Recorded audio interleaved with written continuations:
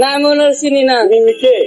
ও উনি উনি উনি হইছে ওই যে একটা মন্ত্রী, উনি স্বরাষ্ট্র উপদেষ্টা। আচ্ছা আচ্ছা, এই যে গাড়ি থেকে নামলো, নেমে তোমাকে বললো, তোমার কাছে কেমন লাগলো? ভালো লাগছে, হ্যাঁ। খুব ভালো। টাকা নেওনি কেন? টাকা নিলে পরে মানুষের মন্দ করবো, টাকা নেওয়া দেবো না। আবার?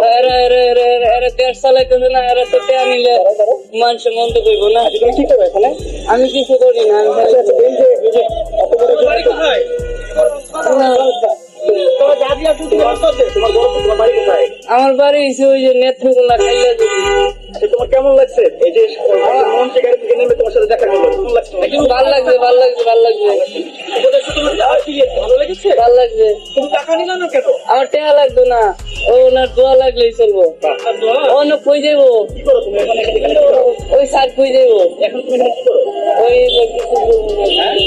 তুমি যে বাড়ি যাবে না? কি করো তুমি এখানে? এখানে কি করো? কিছু করো না? বাড়ি যাবো, বাড়ি। খেয়েছো? সকালবেলা খেয়েছো? ভাত খাইছি। হ্যাঁ, এই টাকাটা দিলে তো তোমার উপকার হতো না। টাকা নিলে উপকার হতো, নেওনি কেন? না টিয়া নিলে আল্লাহ গুনা দিব।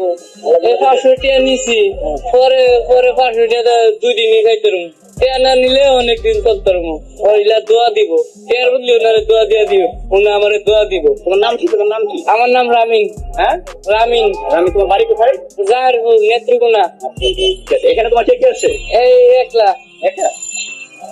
দর্শক, আমরা সেই কৃষকটির সাথে কথা বলেছি। সে বলছেন যে সে টাকা নেননি, সে দোয়া করলেই হবে তার, সেটি কিন্তু সে বলেছেন।